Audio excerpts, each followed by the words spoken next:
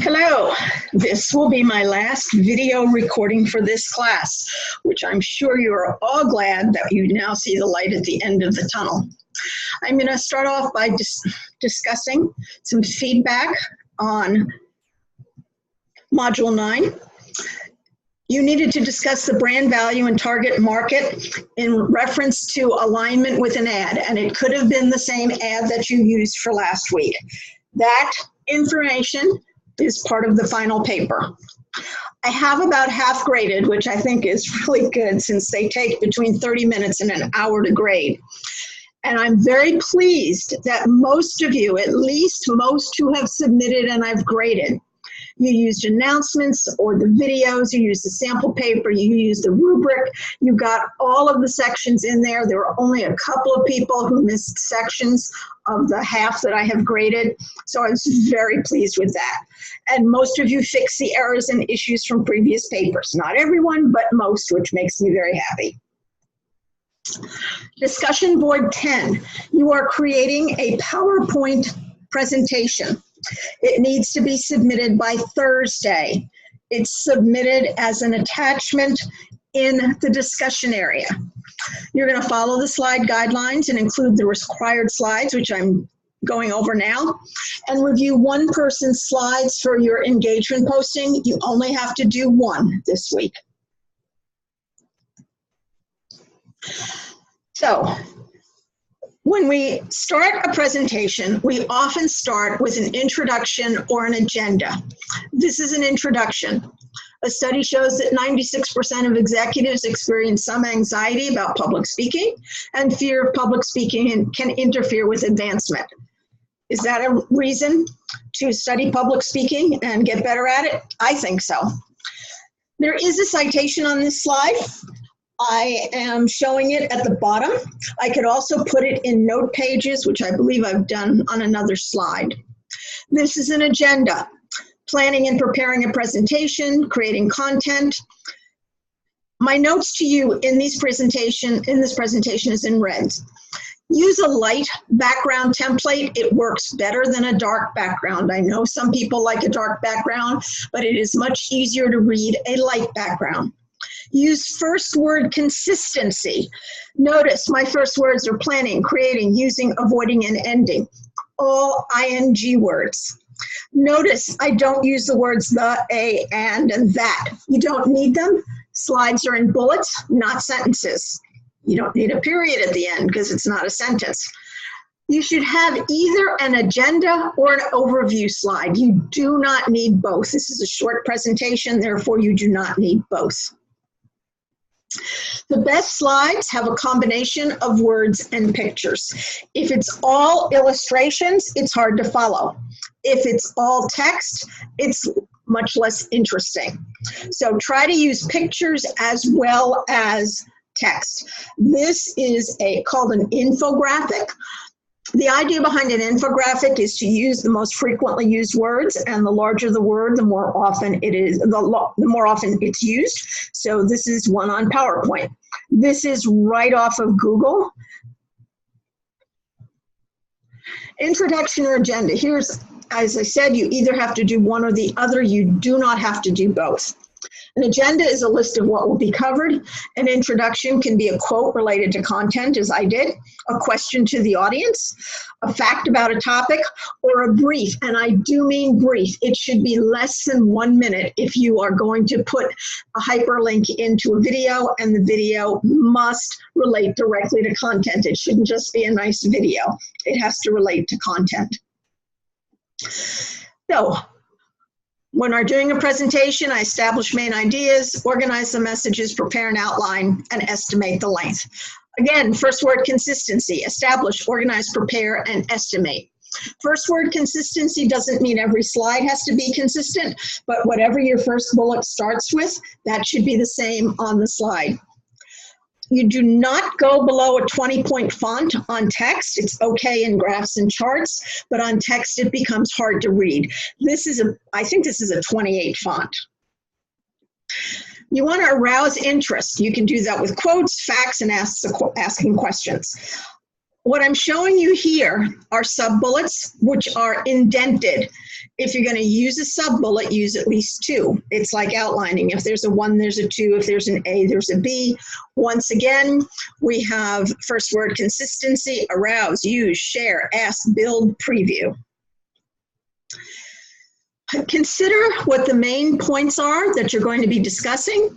Think about the audience needs and cover the content requirements, which I will be going over in a little bit. Rule of 6. This is an important concept for slides. Slides should have no more than 6 lines and no more than 6 words per line. That doesn't mean you need 36 words on a slide. Notice this has 3 lines and each line has only 3 words in it. So I have used the rule of 6. I have not exceeded 6 words or 6 lines. Now, if I was doing a presentation on Snow White and the 7 Dwarfs, I would list all 7 on one slide. It's just 1 word. I might also do the same thing for 7 Wonders of the Ancient World or 7 Deadly Sins. They're basically 1 or 2 words, so having 7 bullets would not be a horrible thing. You want to make sure that you relate to what the audience might be interested in. And if you're talking about something that they might not understand, try to relate it to something that they might understand. You will notice that I have a citation at the end of 1 line, and the reason for that is the only line I got from that source, and you can put that in a smaller font. That doesn't have to be in at least 20 point. It's not what you tell them, it's what they hear. I love this quote from Red Auerbach, who at one point was the coach of the Boston Celtics. And it's an important quote because oftentimes we think if we said something, everybody understands it. And people hear things differently. So the things I want to point out on this slide.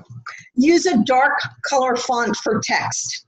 Use color effectively. Match the color in your template, which is what I've tried to do here. Don't keep changing colors. Don't keep changing formats on every slide. Find a template and use it for the whole presentation. Or create a template. You can take a company's logo, put it onto a slide, and create your own template.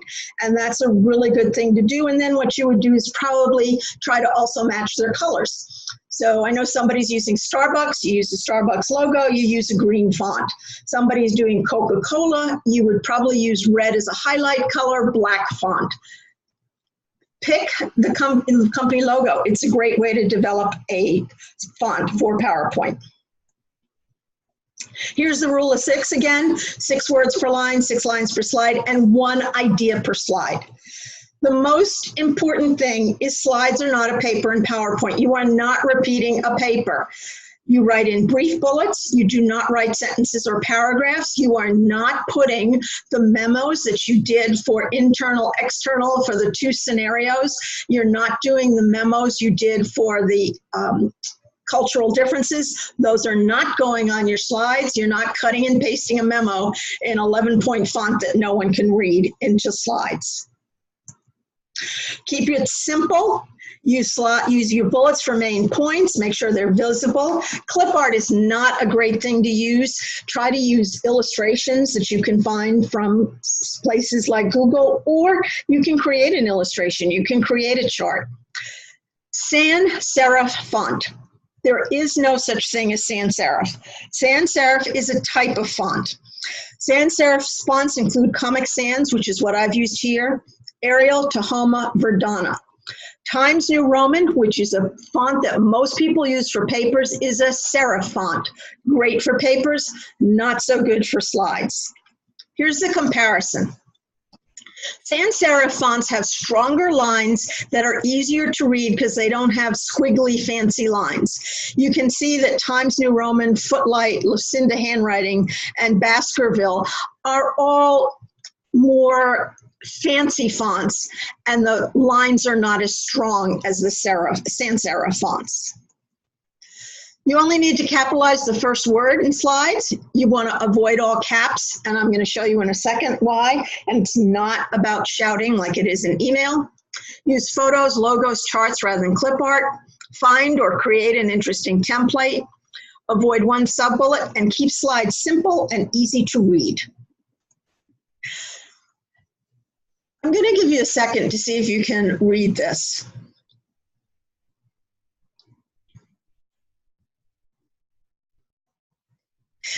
If you notice, all of the words, almost all of the words, are misspelled, but it is not that difficult to read. According to research at Cambridge University, it doesn't matter what order the letters are in a word.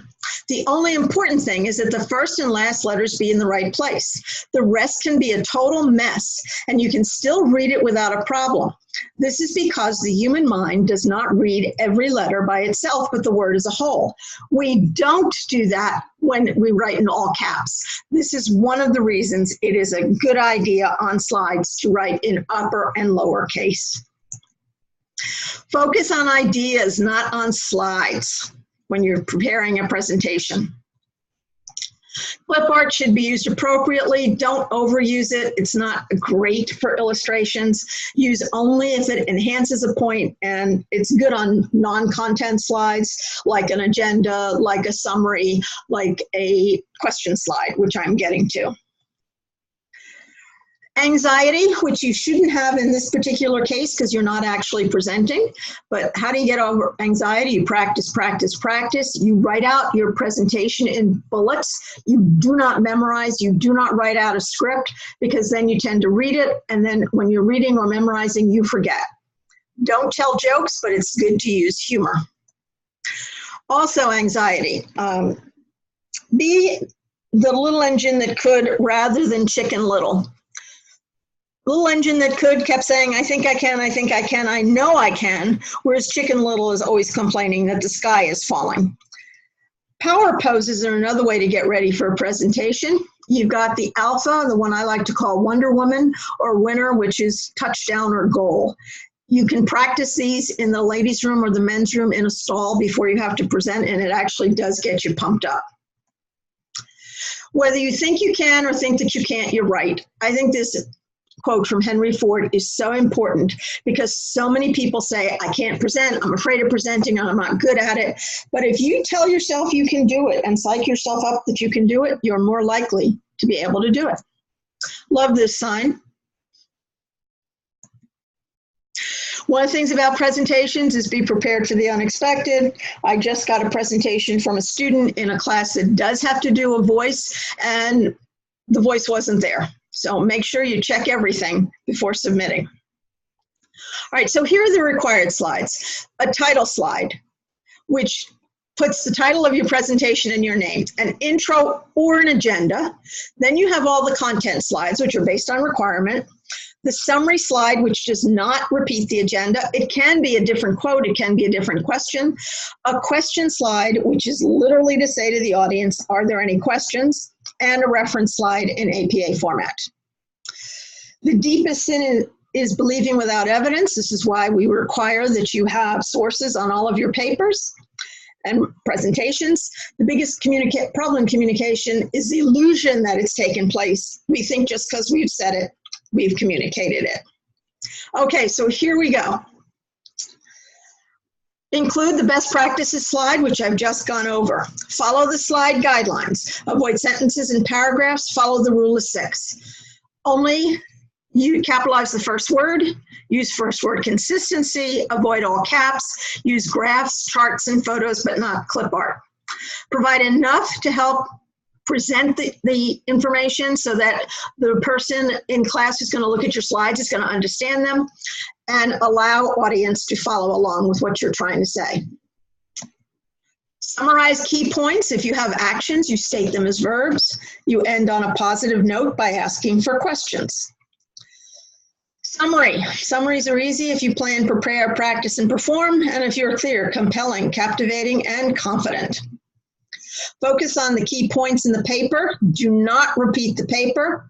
Do not need all of the elements of the paper. You don't need all those messages. And I want you to make some recommendations.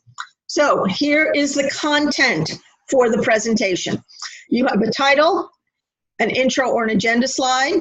You have one slide that is a brief overview of the company. You're going to talk about the differences between internal and external communications. Consider stakeholder needs and different types of communications. You don't need samples. Just talk about the differences between internal and external communications. You don't need the scenarios. Cultural differences between the U.S. and a selected country. Consider communicating with employees. Consider communicating through advertising, branding. You're going to make 2 communication recommendations for your selected company. You're going to have a summary, a question slide, and a reference slide. As I said, don't put the entire paper into PowerPoint. Do not include scenario messages. Avoid animations, fly-ins, transitions. It only takes up more space. It takes more time to download, and people tend not to look at it anyway. Use high-quality illustrations, not clip art. Use brief bullet points, not sentences or paragraphs. Whenever I see a young person do a good presentation, I never forget them. The opposite is also true, another reason why you should learn to do presentations. So I'm asking you what you still need to know. If you still need to know anything about the presentation, please post it in class in the questions area. Your summary is a wrap-up. It's not the same as the agenda. You can use a new quote. You can have a new question. I suggest that you take a quick look at this video. I think it is less than 5 minutes long. It's called Death by PowerPoint. It kind of wraps up some of the stuff I've been saying, but it does it in a very humorous way by a comedian. And this is my question slide. Any questions? Post your questions in class. Thanks for listening, and let's finish strong.